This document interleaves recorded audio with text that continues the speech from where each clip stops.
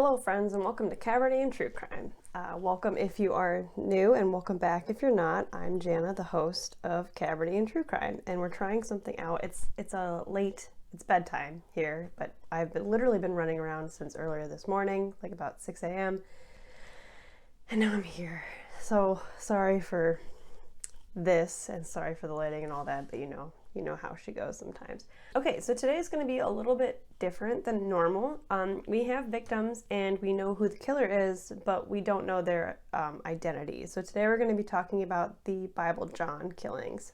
So like I said earlier, this one is an unsolved one from February 22nd, 1968 to Halloween of 1969. 3 women were murdered in Glasgow, Scotland. On February 23rd, 1968, the nude body of 25-year-old Patricia Docker, a married woman with a 4-year-old son, was found by a man on his way to work in South Glasgow.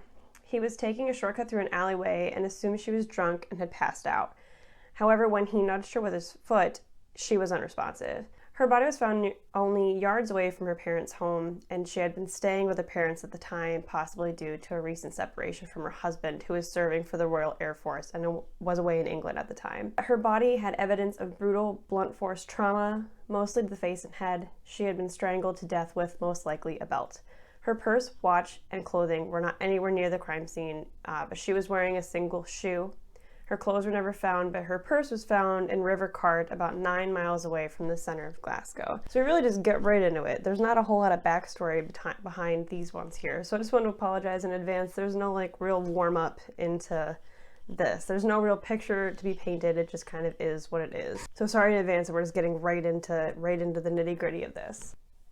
Patricia had been beaten and strangled, but there was no clear evidence of sexual assault. A sweep of the residence nearby proved fruitless, and no one recalled the woman or her struggle, besides someone vaguely remembering a woman screaming, "Leave me alone," the night before. Because of the beating Patricia took, her face was almost unrecognizable. 2 of Patricia's co-workers, and she was an infirmary nurse at the local Victoria Infirmary, thinking that she may have been an escaped patient, tried to ID her body, but they had no luck. And it wasn't until an ambulance driver saw the corpse and recognized her as a nurse that had worked at the hospital. That's when her identity became known to the public. Patricia's parents were aware of the body of the woman that was found, but they didn't think it was their daughter. However, they were worried enough that she hadn't returned home yet, so Patricia's father went to the police station and he actually made an identification of her. Something that adds a little bit of complexity to this case was that Patricia had not been completely truthful about where she had been going that evening. She told her parents she was going to the Majestic, which is a nightclub. Police looked into this lead, but weeks later they found out that Patricia had actually gone to the Barrel and Ballroom. By then, any leads would have been cold, which this is why you don't lie to your parents. I'm just kidding. It's unknown if she had willingly lied to her parents or if ending up there was by chance, but it is known that Thursday night at the Barrel and Ballroom was over 25's night and was apparently a raucous weekly event, which raucous for the time, I would presume. It was 1968 after all. Autopsy results suggested that she had been killed shortly after leaving the Barrel in that evening, implying she met her killer while she was there. Because there was no solid evidence or leads, the case died pretty quickly, and police chalked it up to being at the wrong place at the wrong time. So I guess my argument for this whole episode is, why wasn't this solved? Just because of how old it is, this was 1960s, so I mean, whoever committed these crimes, they'd be pretty old by now. And not to be anything. So if you're assuming they were in the 20s, roughly, we're still getting to that later. So I personally don't think, I think whoever committed these crimes has already passed away or been caught on another crime, because it's the odds of this getting solved now, I think, are just so downright not likely. That's my own personal opinion. Feel free to agree with it or not. That's life. So, okay. The Barrel and Ballroom is going to be a key piece in our story. It was built in 1934, then rebuilt in 1960. It is still standing, known for hosting big bands like Oasis, U2, The Clash, The Smiths, Muse, and Foo Fighter. But in 1968, it was predominantly known as a dance club used for wild Thursday and Saturday nights. There are over 25 nights. Over a year goes by before another incident happens. On Saturday, August 26, 1969, 32-year-old Jemima McDonald goes to the Barrel Inn, although she was a regular patron. She got her sister, Margaret, to watch her 3 children as she went out. She was seen by several people to be the company. This is going to be just a wild time to fucking edit. I can already tell you that. I'm so tired. I'm just doing my best. Fuck. Okay. God. Sorry for that little sidebar. She got her sister, Margaret, to watch her 3 children as she went out. She was seen by several people to be in the company of a well-dressed man between the ages of 25 to 35 years old, and he was a slim and relatively tall, about 6'2". He had short, dark brown hair and spoke with a Glasgow patter accent. He also inserted biblical references into his conversation, which I'm sure would be memorable if you were a witness at all or you had been there at the time. You'd be like, hey, there's this weird guy at a over 25 night where we're supposed to be dancing and having fun, and he's just, rattling off Bible references. I can see how that would be like hey, you kind of stick out a little bit, you'd say. Jemima left the Barrel Inn just after midnight on Sunday, August 17th, leaving with the Bible guy. She was seen walking toward her home, but she never got there. The next day, Margaret was concerned and had heard rumors about young children finding a body in an abandoned building. By Monday, Margaret herself walked into the building, where she found Jemima laying face down, beaten to death. Which,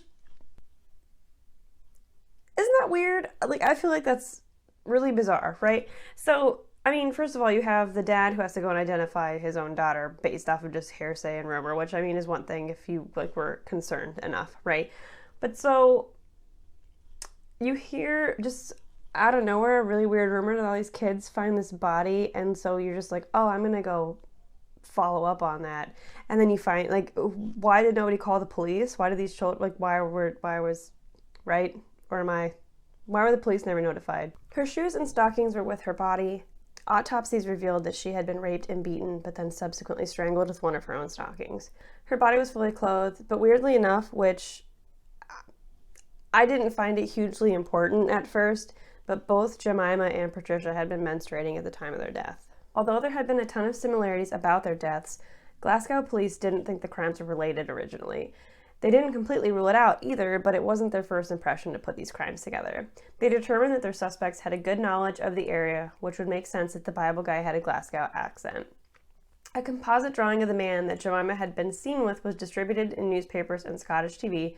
This was the first time it had ever been done before in a Scottish murder investigation, which is kind of cool that this case really just brought composite drawings into the forefront of Scottish crime solving. Male and female police officers went undercover at the Barrel Inn Ballroom in an attempt to ID the suspect, but by October 1969, the investigation petered out due to a lack of suspect appearing and complaints by the Barrel Inn's owners that their presence was reducing clients.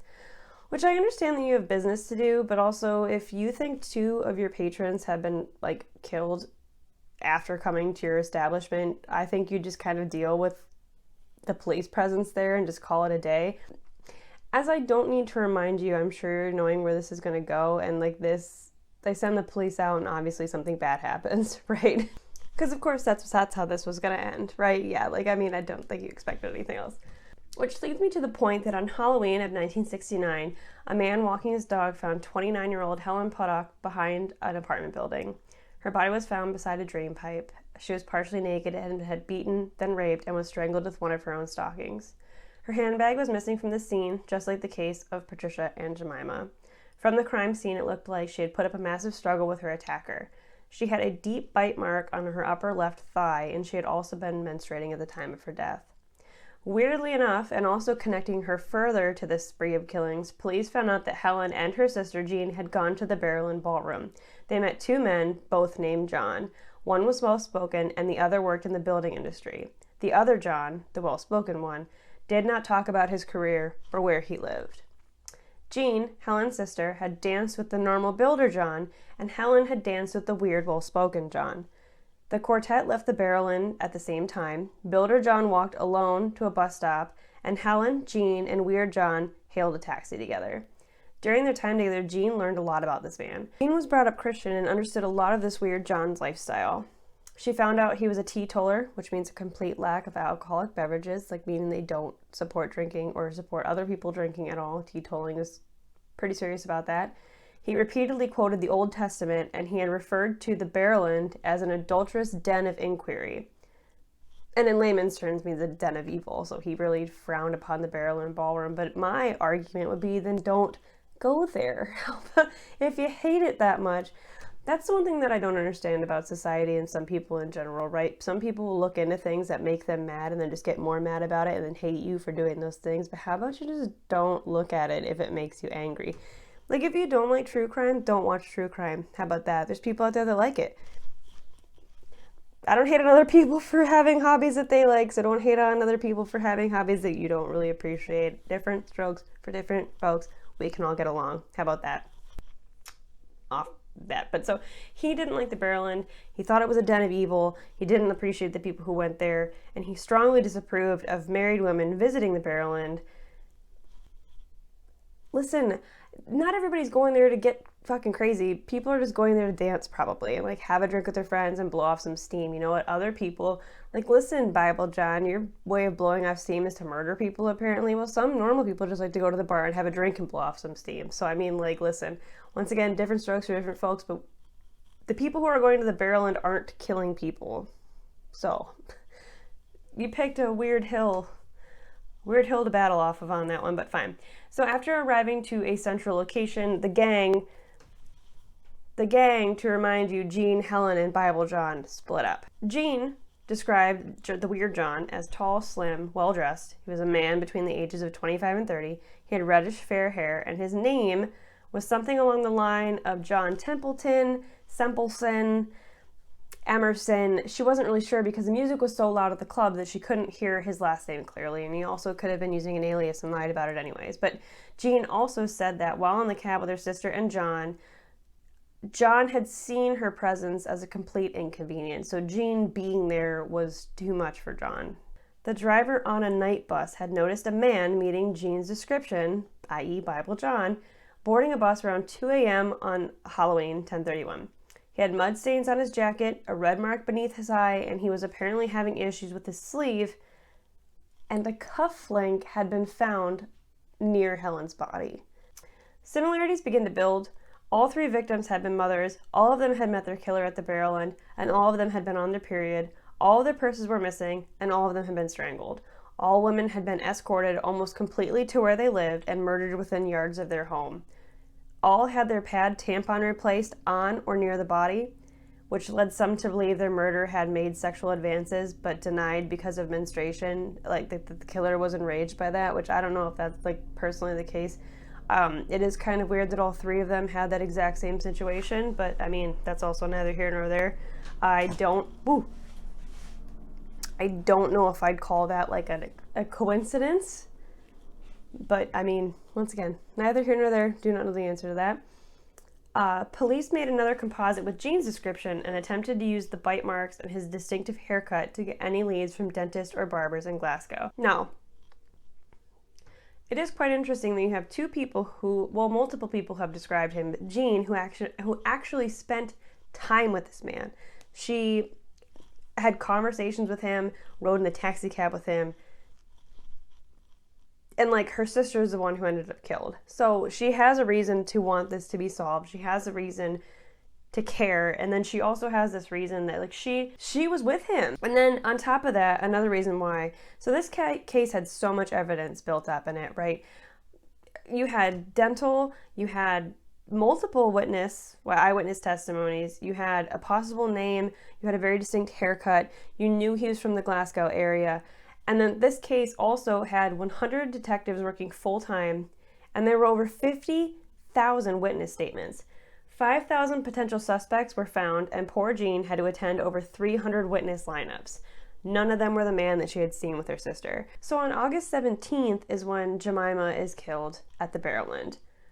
So September 17th, and October, so about a month and a half pass, and the Barrowland is like, no, never mind, we're not doing this anymore. But by Halloween, Helen Puttock is picked up and killed from the Barrowland Ballroom.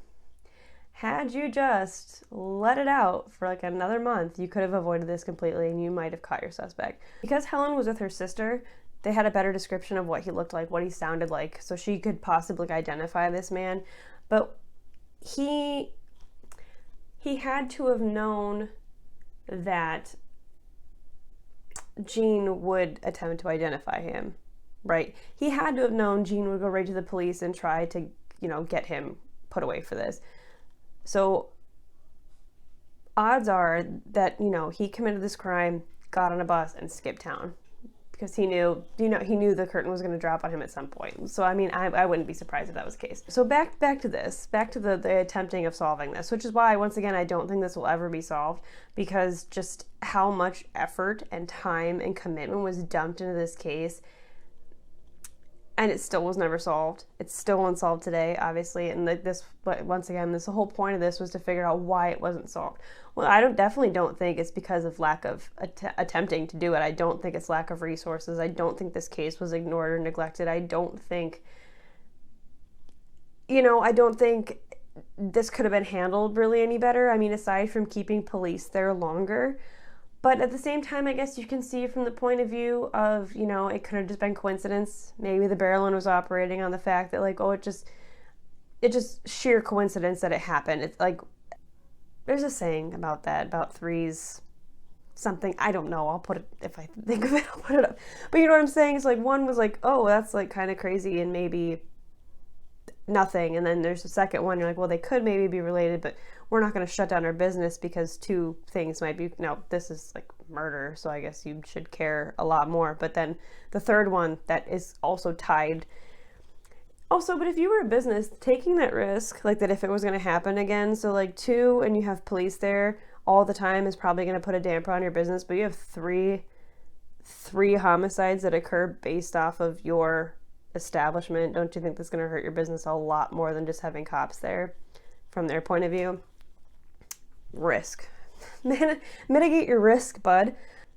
16 detectives were sent to dance and hold station at the dance halls in Glasgow, but mostly at the over 25 nights on Thursday and Saturday at the Barrowland, obviously. However, the suspect disappeared, no more murders occurred, and the cases went cold. Some suspected that he was in the British Army or Navy and killed only when he was in the area, or that he had been arrested on another charge or locked up or put into an insane asylum. Some even speculated that he had died. There were some good potential suspects, but none of them came to fruition. Obviously, if this case is unsolved, it never got panned out and never got solved. John White was one of their first suspects. He was arrested while arguing with a woman in the Barrowland ballroom. The same man had been arrested outside the Barrowland during the times of the murders. He had needed several stitches after an altercation. He was taken to the hospital by police, but as soon as they took his handcuffs off, he fled. He had lied, saying his name was John White. No one knows his real name, but he was dismissed, possibly incorrectly because his teeth didn't fit the description, but the rest of him did. Several people believe John White may have been Bible John, which we've seen before where dental impressions have been the thing that convicts somebody wrongly. I obviously can't think of the case right now off the top of my head, but there were people who were falsely convicted based off of dental work, and then you could have this same situation where this guy was wrongly let go because of just faulty dental work. It happens, especially if they were hastily done. Always a possibility that John White could have been Bible John. Now, we don't know his real name. Obviously we never will, but it's highly possible that it could have been him. Which, knowing that it was John White doesn't solve anything else. The case is still unsolved. So, I mean, it really doesn't do anything here nor there for the better. Another man named John McInnes. In 1996, his body was exhumed. He had committed suicide at 41 in 1980. He was a cousin of one of the original suspects. DNA samples were taken from his body and compared to semen samples discovered at Helen Puddock's crime scene. There was no conclusive evidence, and he ultimately was cleared for being a suspect. Peter Tobin, he was a convicted Scottish serial killer. He has several coincidences with Bible John. He looked similar at the time of the Barrowland Ballroom murders. He had also moved away from Glasgow in 1969, the same year the murders stopped. His dental records, specifically the one where people said that Bible John had a missing upper tooth, which apparently was in one of the descriptions earlier that I just forgot to write down, his dental records also coincided with Tobin. So apparently the dental records might have matched, which once again, we just said that sometimes dental records, if done hastily or you're really trying to see the thing that you want to see, can't always be right, but they could be. People say that Bible John had a missing upper tooth. Tobin had a tooth removed in the late 1960s. Apparently, it was also a rumor that Tobin had reacted violently to his victims' menstrual cycles, which would fit the bill for our Bible John guy. Once again, you think that's not very important, but then the more you think about it and the little bits that add into it definitely make it seem like it's more important than it is. I also don't know if we're just putting too much emphasis on that when there might not be any emphasis there. I have no idea. Obviously, I didn't solve this case. So, police officially haven't commented on any connection between the Peter Tobin and Bible John situation. I would assume there has to be a reason why they don't think it was him. I also do appreciate that they're not pulling in a Henry Lee Lucas and just think, oh, well, this serial killer kind of fits the bill. It just lump these three into that. Because as we saw with Henry Lee Lucas, that doesn't always work out in everybody's favor. Yes, you close cases, but then you come to find out years later you didn't actually solve any cases, and now you just have all these open fucking cold cases. Due to DNA deterioration, police believe it would be unlikely to officially connect Peter Tobin to these crimes. When presented with this information, Jean Langford, the sister of the girl of Helen, was adamant that Peter Tobin was not the man that she and her sister had spent time with at the Barrel and Ballroom, and I trust her. They say that eyewitness testimony isn't always spot on and isn't always perfect, but I trust Jean's gut instinct on whether or not, I'm pretty sure you'd know if you saw your sister's killer, but that's, I guess, just me. So the investigation is still ongoing, technically, and in 2004, police continued genetically testing a number of men in an attempt to find the killer. No information has come out of this case, and Jean Langford, Helen Puddock's sister, died in September of 2010 at the age of 74 without ever finding justice for her sister. I just want to do a little peek-a-rooski, see if there's anything new. There's the Hannah Martin rapist. And years after the Bible John killings, a number of women came forward to claim that they had been sexually assaulted after an evening at the Barrowland. One of these women, Hannah Martin, claimed that she had been assaulted and raped by Bible John and had subsequently gave birth to his child at the Glasgow Royal Maternity Hospital in January of 1970, a daughter she initially named Isabel. This is quite interesting information. In April of 1969, Martin had gone to the Barrowland. She ended up leaving the dance hall with the company of a tall man whom then had sex. Martin then accepted his offer of a lift home. However, during the drive, the man's sexual demeanor became more aggressive, and Martin, drunk and terrified she may be attacked, vomited in the man's car. The individual then bundled her out of the car and drove off, leaving her standing on the pavement. And an author named David Leslie has claimed that Martin's daughter could be an indubitable link to the identity of Bible John. That is quite interesting. Piques a little bit of an interest there. Also, the being a teetotaler and being super religious and preachy, but then going to a over 25 bar and then sexually assaulting people seems like just a touch. No, it seems like a whole lot hypocritical, right? What a weird place to draw a line in the sand. Another update. As a result of the police investigation named Operation Anagram, which was initiated in 2006 to trace the movements of Tobin throughout the decades and determine his potential culpability in any other crimes, a woman informed investigators she had been raped by Tobin after she had met him at the Barrel and Ballroom in 1968, shortly after the first of the murders known to have been committed by Bible John. Another woman told detectives in 2010 that she had endured a threatening experience with Tobin at the Barrel and Ballroom, claiming that Tobin had introduced himself as Peter before pestering her to go with him to a party in the city's Castle Milk area. When this woman reviewed pictures of Tobin dating from the late 1960s and early 1970s, she stated that he was the man who came up to me so many years ago in the Barrowlands. I get the argument here that they may have been at the same place around the same time. I don't think the fact that Peter Tobin was bebopping around the Barrel and Ballroom, because it sounds like this place was pretty bumpin' and there was a lot of people there and a lot of women particularly. And if that was your shtick, it made a lot of sense for people to go there. I don't think Peter Tobin has to be Bible John. I don't think those two things are mutually exclusive because they could have both been there around the same time. And also, I still very firmly trust Jean's belief that Peter Tobin is not Bible John. As stated previously, I believe her because she was there with him. Yeah, like I said beforehand, Peter Tobin was officially completely eliminated by the police as a suspect, and I trust that. Not that I'm saying that those people who were at the Barrel Ballroom might not have ran into Peter Tobin himself, because people are awful and serial killers are everywhere, so just stay safe and don't get murdered by people. But that being said, that was the case of Bible John, and honestly, I don't know why it didn't get solved, other than the fact that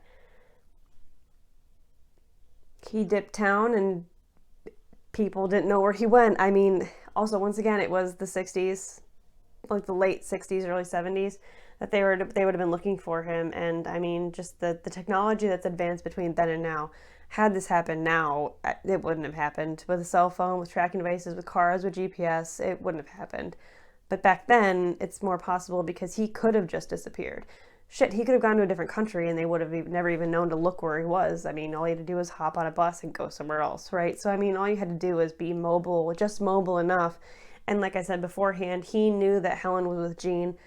He knew somebody was going to be coming after him, and he knew that somebody had a decent enough description of him. So he must have known, he had a head start on the whole thing, because it probably wasn't until, a day or two later after this that Jean probably even knew anything was happening, so she wouldn't have gone to the police until, odds are whoever Bible John was knew that he was going to get at least confronted, so he had at least a day head start to get to wherever he needed to go, and then all you have to do is lay low long enough. And it worked. I mean, like I said, I'm pretty sure whoever Bible John was is now deceased by probably, unfortunately, natural causes and not anything karmically deserving like the death penalty or dying in prison. But that is neither here nor there. So with that being said, I hope you enjoyed this off-kilter True Crime Thursday. And if you want to listen to the podcast, it's where I talk shit about serial killers, although this pretty much turned into a talking shit about serial killers too. Although, that's what I like to do, is talk shit. Because I will remind you, we do not glorify or idolize serial killers in this house, because that's gross. With that being said, see you on Tuesday probably for a podcast if you bebop over to there, and everything will be listed. And that's all I got. Good night.